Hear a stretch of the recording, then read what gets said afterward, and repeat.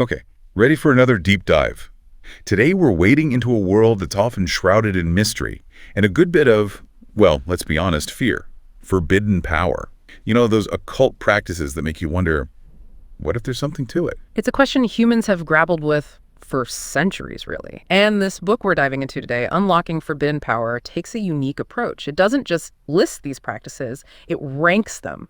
Ranks them by plausibility, no less. Yeah, and that's what caught my eye too. I mean, ranking something as, say, blood magic on a scale of how believable it is, that's fascinating in itself. So how does this ranking system even work? Give us the lay of the land. So it starts off with the C tier. Think of this tier as your historically grounded, even somewhat scientific practices, like tarot cards would fall into this category. Tarot. Okay, yeah, I can see that. Most people associate it with fortune telling, but there's definitely a rich history and symbolism there. Precisely. And the book emphasizes that. It's not about predicting the future, but more about tapping into this symbolic language, these archetypes, these universal patterns that Jung talked about. Yeah. You know, those unconscious patterns of thought and behavior that supposedly influence us all. Right, right. So it's more like using those cards as a tool for self-reflection, for understanding our own psyche, rather than, predicting who you'll marry or whatever. Exactly. And then in the C tier, you've also got things like herbalism, which has been practiced for centuries across cultures and really forms the foundation of a lot of modern medicine. Okay, so C tier is like the stuff that makes you go, interesting, but not necessarily, whoa, that's impossible. Exactly. But then we move up to the B tier, and that's where things start to get a bit more out there. We're talking about practices like Reiki. Reiki, okay. Now that one always intrigued me. It's all about this ki energy, right? Yeah, ki or chi, the universal life force energy.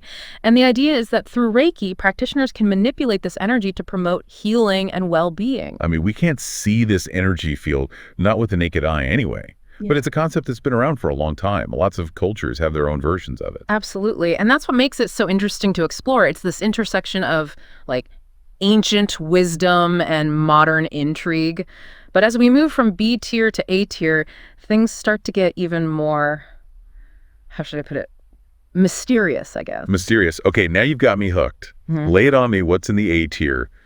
What kind of practices are we talking about now? Well, the A tier is where we encounter things like alchemy. And no, we're not just talking about turning lead into gold. Oh, come on. Everyone's at least a little curious about turning lead into gold. Yeah. But you're saying there's more to alchemy than that. Oh, absolutely. The quest for the Philosopher's Stone wasn't just about material wealth. It was about so much more than that. It represented this kind of pinnacle of spiritual enlightenment, this ability to not just transform matter, but to transform yourself. So, like, imagine alchemy as this metaphor for personal growth. You're taking something base, like lead, right? And you're refining it, purifying it, trying to create something precious, something closer to gold. That's a great way to put it. And it highlights how these practices, even the ones that seem shrouded in mystery and symbolism, often reflect these very human desires for growth, for reaching our full potential. So we've got practices with historical roots, practices that deal with this unseen energy, and now alchemy, which sounds like it's as much about inner transformation as it is about any external change. And as we move further up this ranking system, further away from the C tier and deeper into the unknown, things are about to get even more interesting, more unsettling, and maybe even a little scary. But we'll save those details for the next part of our deep dive. It's funny, we were just talking about alchemy as this kind of transformation, right? And it's interesting how, as we move from the A tier into the S tier, this ranking system, that yearning for transformation, well, it often takes on this desire for control, like real, tangible control over reality itself. Okay, so now we're getting into the really juicy stuff. This is where things go from intriguing to kind of spooky. We're talking about summoning rituals, sigils, Enochian magic practices that you'd expect in, like, a fantasy novel, but which this book claims have roots in actual historical practices. It's a trip, right? And this is where that line we draw between what's believable and what's not, it gets really, really blurry. Because even if you're the biggest skeptic out there, it's hard to deny the enduring power of these ideas. I mean, summoning rituals, they've been around for centuries, passed down through secret societies and all that. It taps into something primal, don't you think? This desire to command the forces around us, to shape our own destiny. Oh, totally. It's like the ultimate power fantasy, to be able to summon a powerful being or create a sigil that can influence reality. It's heady stuff. But what I find so fascinating about unlocking forbidden power is that it goes beyond just like mentioning these practices. It gets into the nitty-gritty, the specifics, like it describes some of these rituals in detail. Oh, yeah. There's a whole section on the Lesser Key of Solomon. You familiar with that one? Vaguely. It's what, like a magic textbook? A grimoire. Exactly, a grimoire.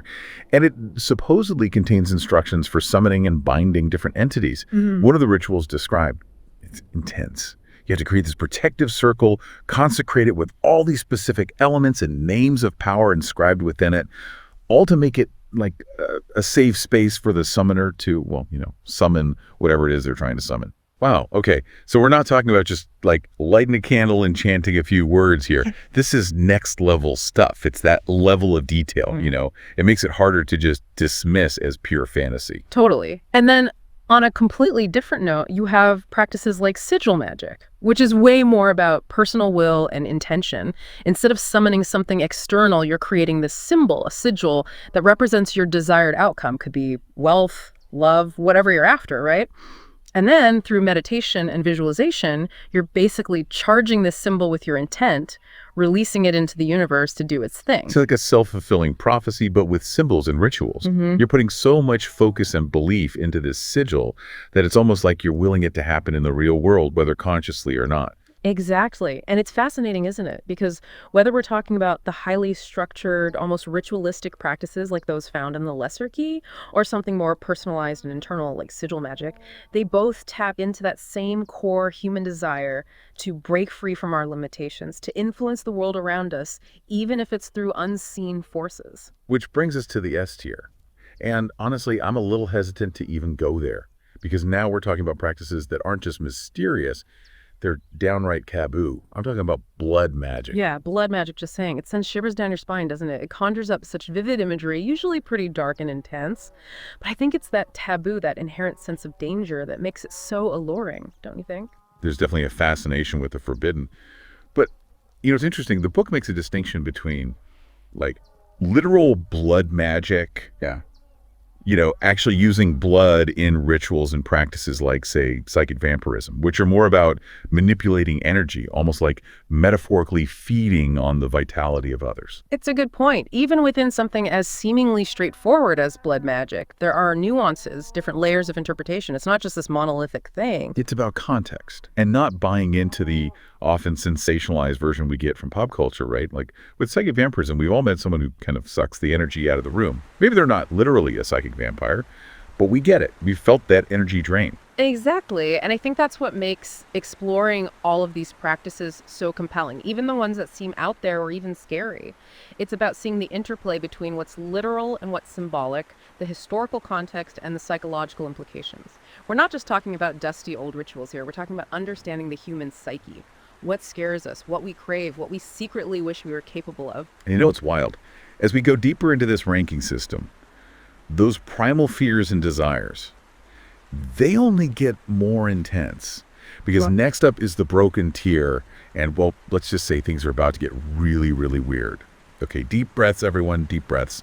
We've been tiptoeing around the edges of what's considered possible, but now we're diving headfirst into the deep end, the broken tier. Where the laws of nature, well, they kind of go out the window. I'm not going to lie, I'm a little terrified to even talk about this. I get it. It's like glimpsing something you were never meant to see. Exactly, like peeking behind the curtain of reality and then wishing you could unsee it. But, okay, let's do this. What kind of practices are we even talking about here? Give me an example, just one, that really illustrates just how broken this tier is. All right, buckle up. Imagine a world where time travel isn't just the stuff of science fiction.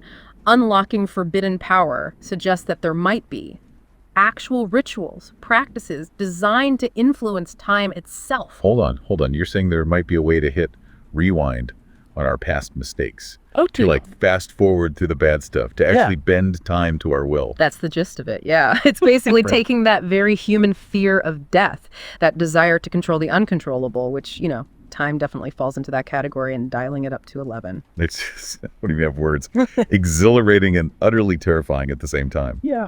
But you know what? It makes a weird kind of sense. If we're talking about forbidding power, I mean, what's more powerful, more tempting than the ability to manipulate time itself? It's the ultimate power fantasy, right? But it's not the only mind-blowing concept in the broken tier. This book also delves into something called transmutation of the soul. Transmutation of the soul. Okay, we are definitely not talking about your average self-help seminar here. Break that down for me. What does that even mean in this context? So we're not talking about physical immortality here, not in the traditional sense anyway. It's more about fundamentally altering your being, transcending the limits of our humanness to achieve a higher state of existence. So like shedding your physical form, moving to a completely different plane of existence. It's a bit out there. A bit. This is next level. Though part of me wonders, I mean, isn't that what humans have been striving for since like forever? This idea of evolving, of becoming something more than what we are.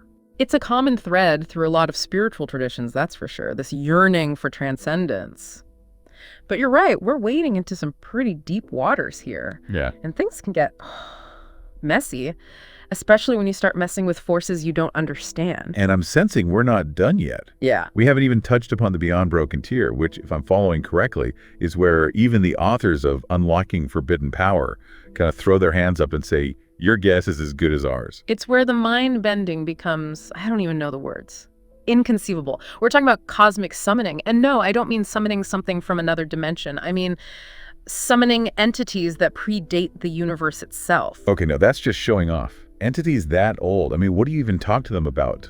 The Big Bang. Were they even a thing back then? Right. It's unfathomable. And then there's existence erasure. Like the name suggests, it's the power to wipe something or someone from existence, as if they never were. We started this deep dive with tarot cards, and we've somehow ended up contemplating the end of existence itself. That's quite the journey. But where does it all leave us?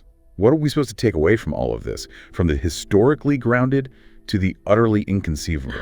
You know, I think that's the beauty of it all, isn't it? This ranking system, it's a fun thought experiment, sure, but it's ultimately subjective. What truly matters is how these practices, these concepts resonate with you. Do they spark your curiosity? Do they make you question everything you thought you knew? Because at the end of the day, whether you approach this with a healthy dose of skepticism or with an open mind, exploring these ideas, it forces us to confront some pretty big questions about ourselves, about the nature of reality, about the limits of what we believe is possible. And who knows, maybe, just maybe, there's more to this world than meets the eye. Well, on that note, I think we've done enough deep diving for one day.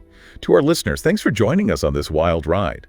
We hope this exploration of forbidden power has left you with more questions than answers, because sometimes the most profound discoveries are the ones we make within ourselves.